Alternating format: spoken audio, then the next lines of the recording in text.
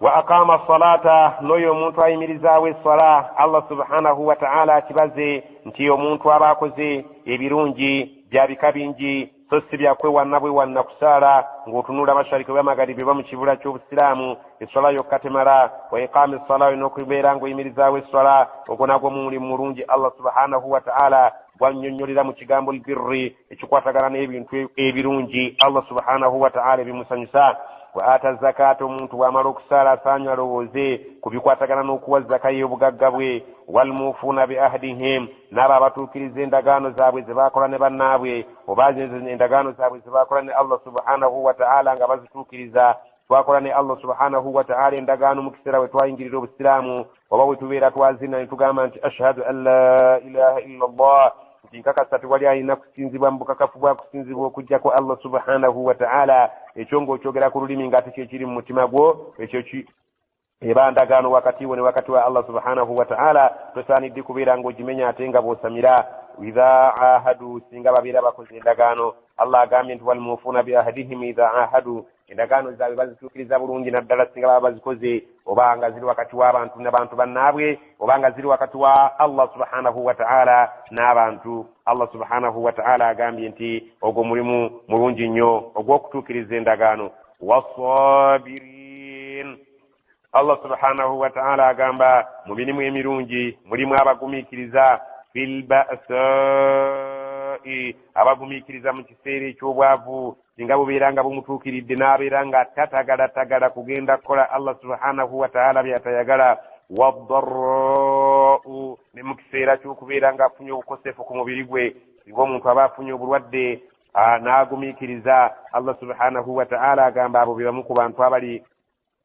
mukola emirimu emirungi Allah subhanahu wa ta'ala byayagala wa hina al-ba's ne bagumiikiriza mu kiseera ky'olutalo ne babeera nga tebadduse lutalo olwo olutalo lw'eddiini olulwanirira ne lulafuubanirwa eddiini ya Allah okuba nti egenda mu maaso omuntu agumiikiriza mu bintu ebyo ebisatu n'ogumiikiriza embeera y'obwavu n'obeera ng'osaba Allah abeere nga yakutaasa n'ogumiikiriza embeera y'obukosefu ku mubiri gwo n'obeera ng'osaba Allah subhanahu wa ta'ala abeere nga agikugjamu naye nga bw'omusaba ate nga bw'onyiikira okubeera ng'oteekawo ensonga eziyinza okukutuusa ku buwanguzi wa hina al-ba's mu kiseera ky'olutalo n'otabeera nga olwebalama obudduka mu ddwaniro Allah subhanahu wa ta'ala agamba obugumiikirizo bw'ebika ebisatu kimu ku mirimu emirungi egimusanyusa ulaika abantu abakola ebintu ebyo bye twogedde bye bakola ebirungi alladhina sadaku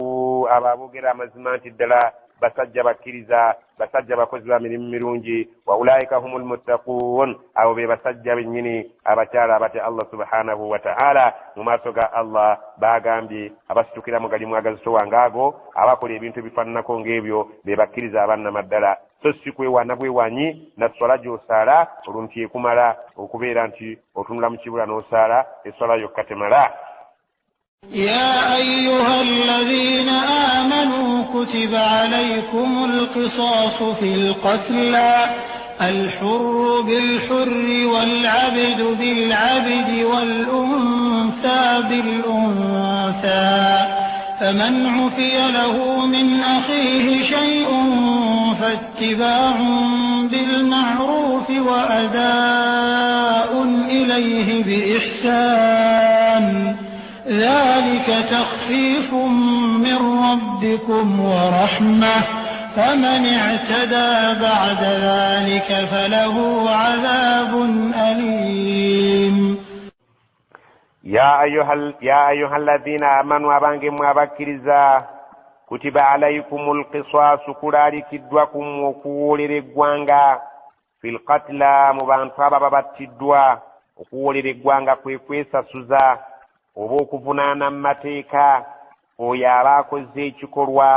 eky'okutta omuntu alhurru bilhurri omwana w'aboobo alittibwa ng'olw'okutta omwana w'aboobo walabdu bilabdi omuddu ku muddu walunsa bilunsa omukyala ku mukyala faman ufiya lahu naye singa omuntu alibeera ng'asonyiyiddwa ng'okusonyiwa okwo kuvaawa min akhihi eri muganda w'omufu oli afudde oba omuntu yenna agwa mu kika ky'okubeera nti yavunaanyizibwa omusaayi gw'oli afudde okugulondoola n'abeera nga muganda we oyo amusonyiye alina obuvunaanyizibwa ku kulondoola omusaayi gw'omufu muganda we oyo n'amusonyiwa. Muganda we mu busiraamu oba muganda w'omufu n'abeera ng'asonyiye okukutta n'akusaba ddiya shay'un Allah gy'ayise n'abeera ng'akusonyiyidde ku kintu kyonna ky'ayagala omusasulemu mu kifo ky'okuggyawo obulamu bwo, n'abeera ng'akusabyeyo shay'un ekintu kyonna, ekintu ekyo kyayitibwa ekintu kyonna ye ddiya. Allah yagirambulula mu aya endala nga ddiya eyo mu busiraamu zibe eŋŋamiya 100 oba embuzi 100, n'abeera ng'obulamu bwo muganda w'oyo mu busiraamu abusonyiye, obadde oteekwa kuttibwa naye n'akusonyiwa n'abaako ekintu kyakusalira nga ye ddiya. Ddiya eyo nga bwe tugyogedde eŋŋamiya zo 100 oba ziyite ente enzungu ennungi 100 wano kusembereza amakulu g'okutegeera ekigambo eŋŋamiya 100 oba embuzi 100 singa abanga akusonyiye, oba ne bazibalirira mu ssente ezizijaamu ng'omulembe bwe guba gutambula mu kiseera ekyo, ne babeera nga ze bakusabye. Allah wano kyayise shay'un, ekintu ekyo ekiba kikusabiddwa olw'okununula omusaayi gwo guleme kuyiibwa singa nga kiba kikkaanyiziddwako. Fattiba'un bil ma'ruf, gwe asonyiye munno beera nga weeyisa bulungi mu kubanja essente ezo oba eŋŋamiya ezo oba embuzi ezo, obeere ng'obanja n'obukwata mpola n'okuteekamu ekisa, oleke okulaga obukambwe n'okwekandagga. Ate naawe gwe babanja wa adaa'un ilayhi bi ihsan, oli akusonyiye okubeera nga omusasula temukkaanyizaako mu ngeri ennungi, si kubeera nga omukumpanya omuwendo gwe mwakkaanyaako n'ensolo ze mwakkaanyaako oba ensimbi ze mwakkaanyaako obeere ng'ozisalako. Si kirungi kubeera ng'omulwisa n'oyisa mu bbanga eryo eryakkaanyizibwako.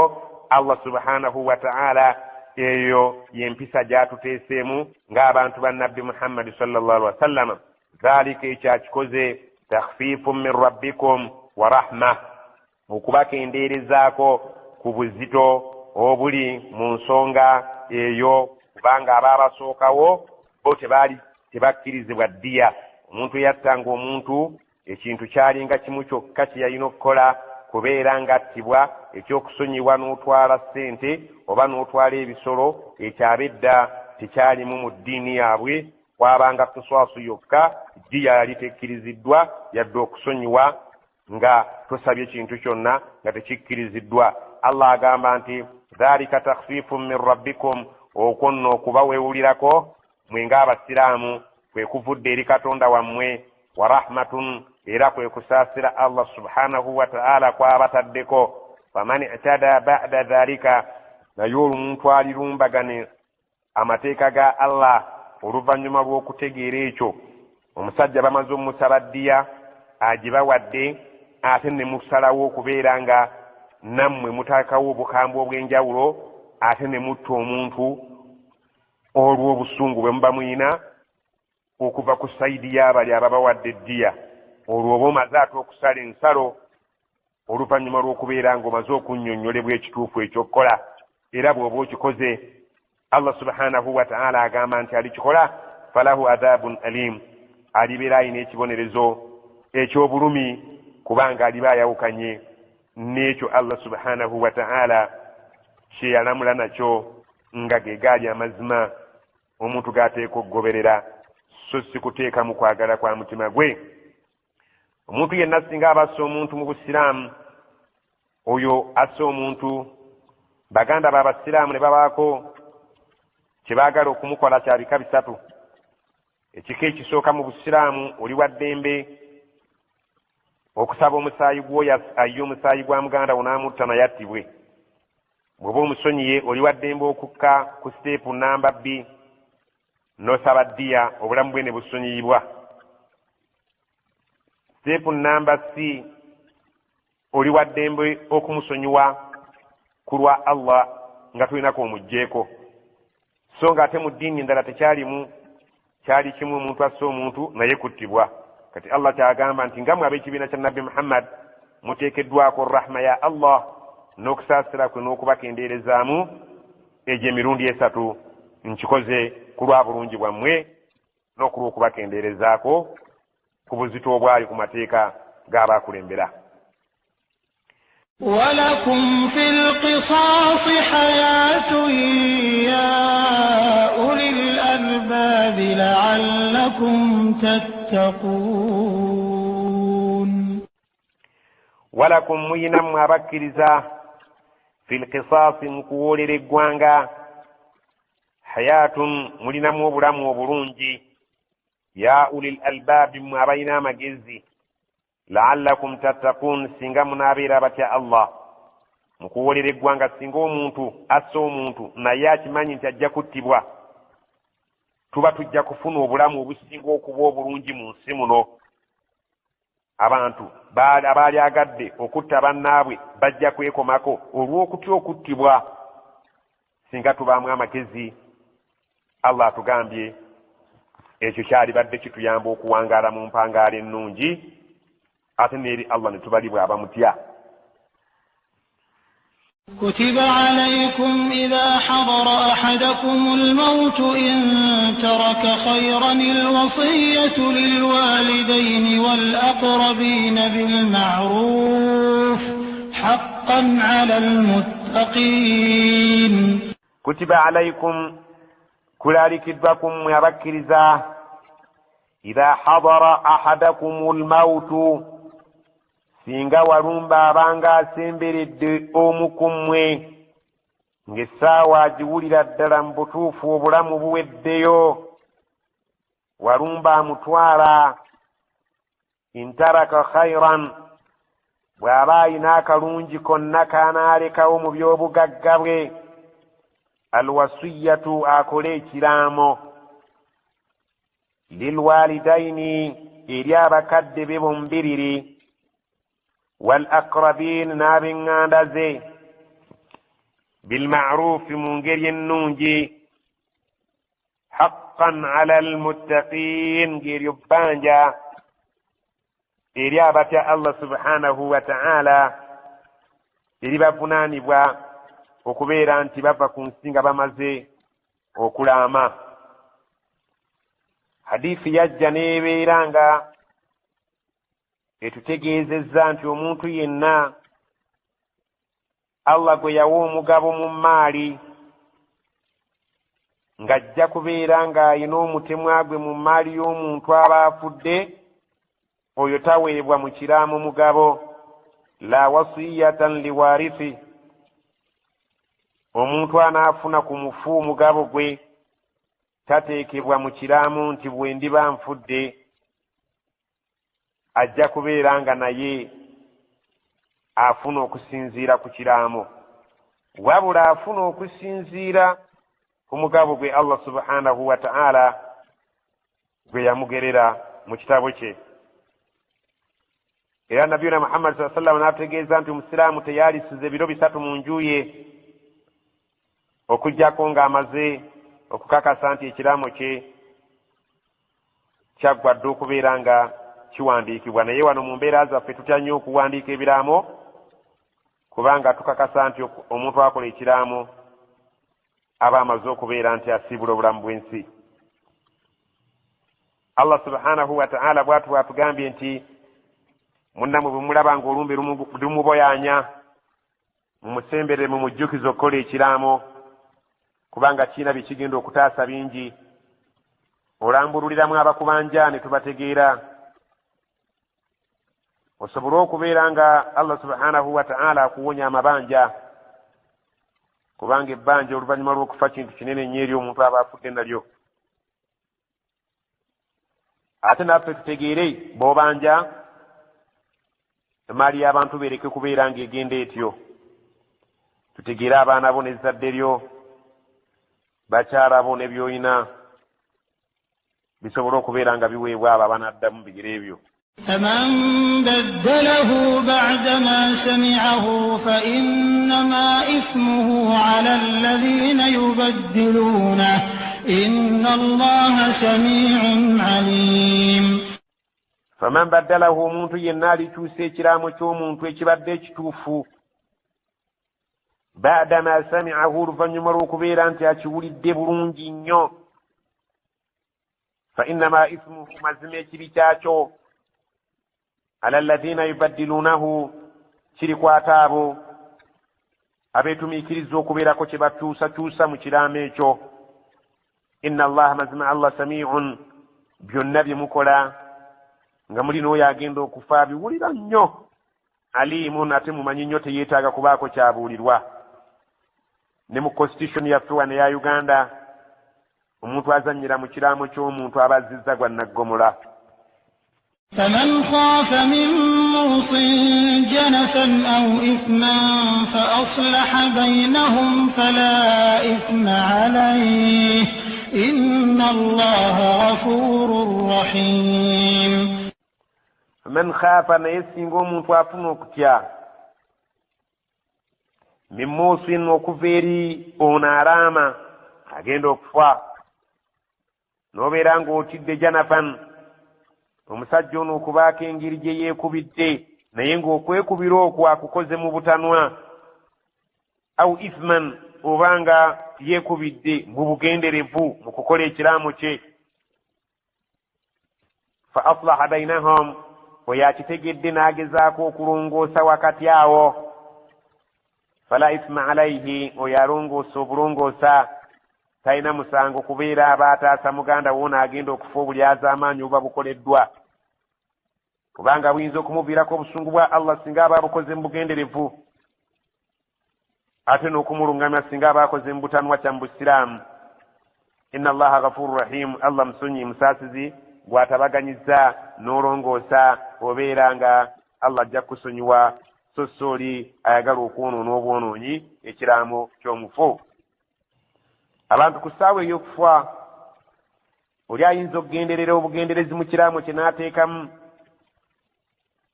ekintu ky'aba aluubiridde ng'ayagala kubeera nga mma omu ku bantu be omugabo n'agamba oyo omwana si wange olw'okuba yamunyiiza mu bulamu ng'ayagala abeere nga tafuna ku maali ye. ekyo ng'akikoze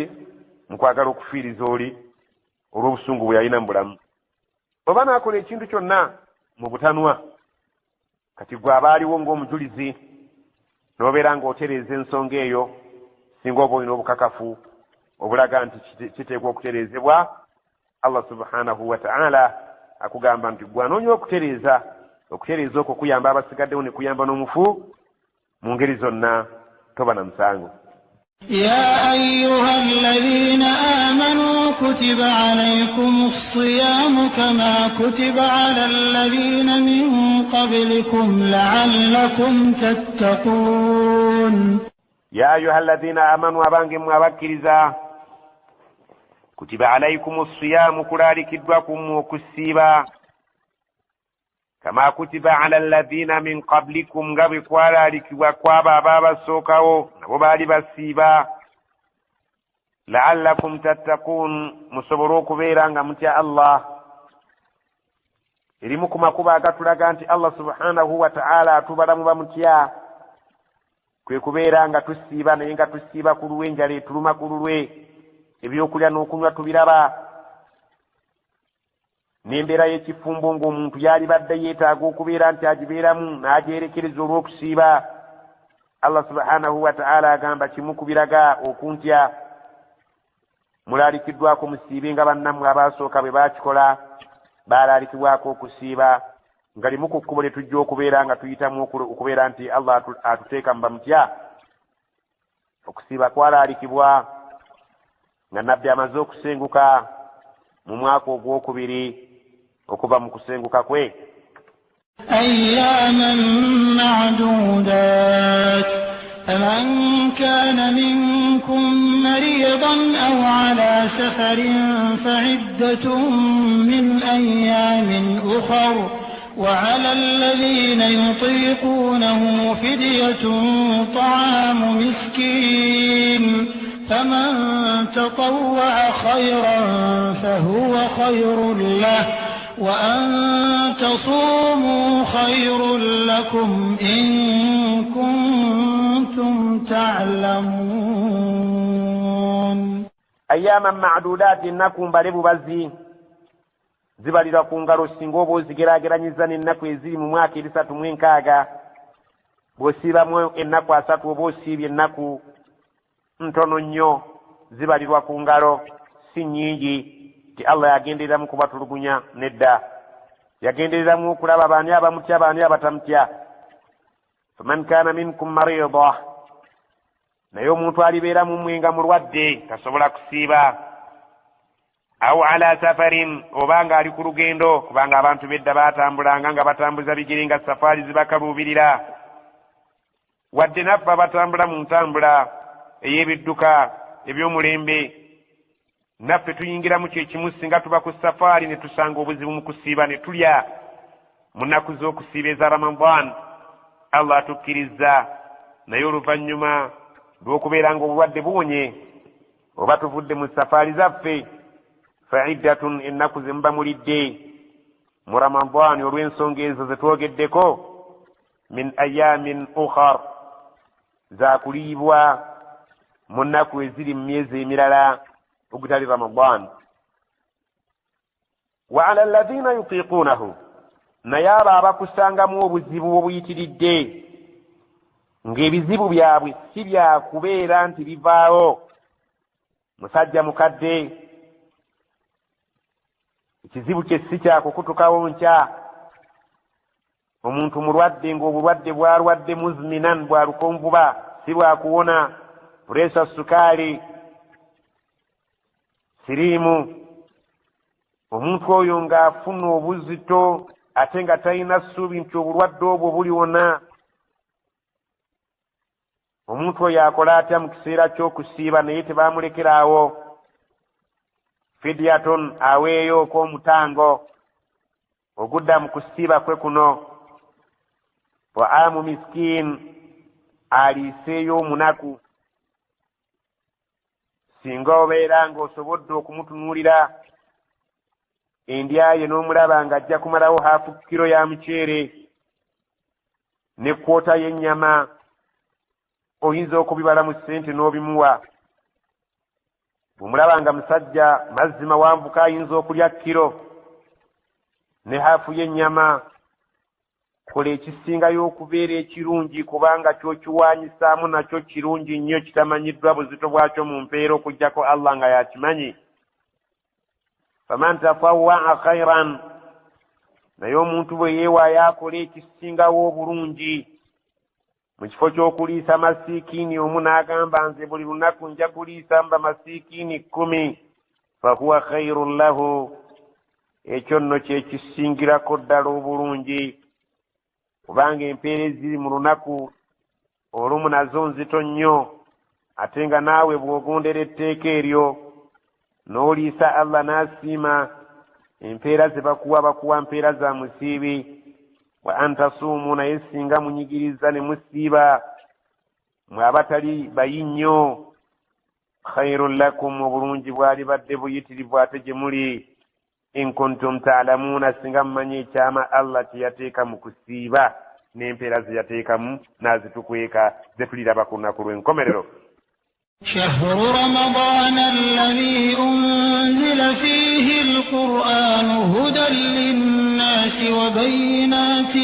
من الهدى والفرقان فمن شهد منكم الشهر فليصم ومن كان مريضا أو على سفر فعدة من أيام أخر يريد الله بكم اليسر ولا يريد بكم العسر ولتكملوا العدة ولتكبروا الله على ما هداكم ولعلكم تشكرون شهر رمضان mwezi gwa Ramadhani ogugumulira alladhi unzila fihi alqur'anu gwego gwakira mu qur'ani nga namba okuva ku lawhil mahfuz kurubaawo Allah subhanahu wa ta'ala luyakuumirako programu y'ensi eno bwekyeberawo paka lweriggwawo okutuuka ku baitul izza fi samaa'i dunya okutuuka qur'ani lwe baagissa nejja ku baitul izza ku ggulu lino lyetulengera eririraanye ensi awo ate we yava nekkanga ejja